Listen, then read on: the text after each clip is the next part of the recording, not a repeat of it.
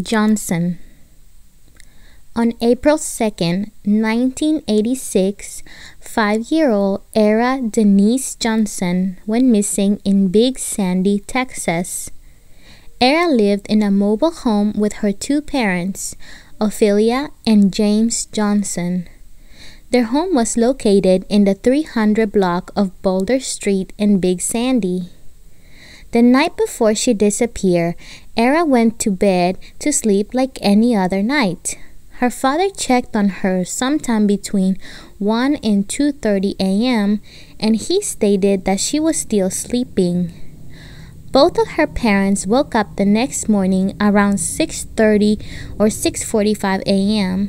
and went to wake up Ara for the day since she had to go to school that day. They quickly discovered that she was missing and contacted the police right away. Authorities conducted an extensive search. Tracking dogs were brought to search the area surrounding the mobile home, but they were not able to locate Ara's scent anywhere near the home. Investigators searched nearby abandoned wells and ponds. Officers on horseback also searched the banks of the Sabine River, which was located just a few miles away from Ara's home. Despite all efforts, no trace of Ara has ever been found. It was initially believed that Ara might have woken up and wandered away from her home. The area behind the mobile home was heavily wooded, so if she had wandered away, authorities likely would have found her, or at least found a trace of her. Although they did think it was very unlikely for a child her age to wake up at any odd hour of the night and wander outside. After some time, authorities settled into the idea that Ara was abducted by a non-family member at some point during the late night or early morning hours. There were signs of a break-in at the mobile home. There were pry marks and scratches on the rear door of the home, which is believed to have been the method of entry of her kidnapper. The fact that the tracker dogs could not detect her scent beyond the home indicated she was carried away, possibly in a vehicle. The FBI became involved in the basis that whoever took Ara might have already crossed state lines with her, thus making it a possible federal crime. There was at least one possible sighting of the child during the week after her disappearance, but it has never been confirmed. According to authorities, they already had a good idea of who abducted Ara. They believe it was someone who knew the family habits well enough to know when they could take her without being caught. Her parents were subjected to a polygraph test, but the results were inconclusive.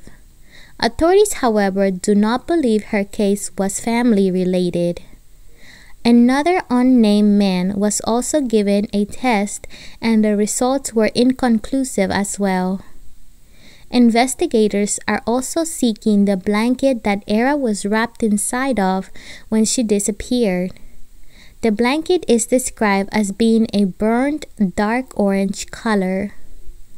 Besides the missing blanket, Ara's room was relatively undisturbed, and no one in the home reported hearing anything odd during the night when she went missing. Following her disappearance, Ara's family was the center of harassing and prank phone calls.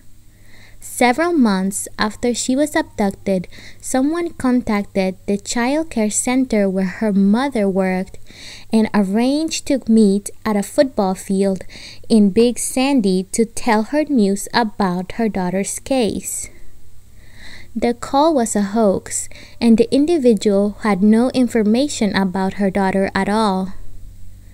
The phone calls likely came as a result of a $2,000 reward established for any information leading to the return of Ara or information that could lead to whoever abducted her.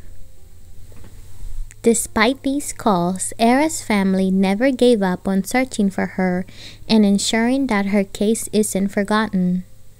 By November of 1986, Ara's mother had gotten her listed with over 55 missing children agencies across the country and planned to contact more.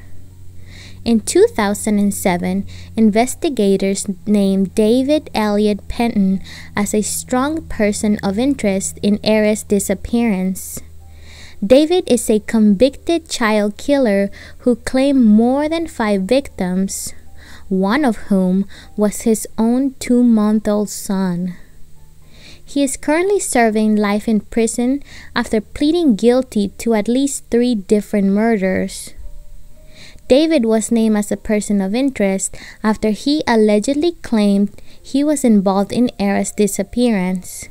He hasn't been charged with anything in her case, but he remains a possible suspect nonetheless. Ara was not the first child the Johnson's family lost. On July 2, 1985, Ara's older brother accidentally drowned in Galveston, Texas. The family was still grieving his loss when Ara was kidnapped. Her case remains unsolved.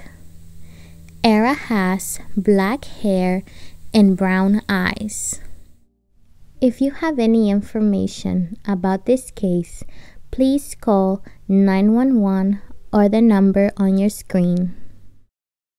Thanks for watching. Don't forget to like, subscribe, and hit that notification bell for more videos.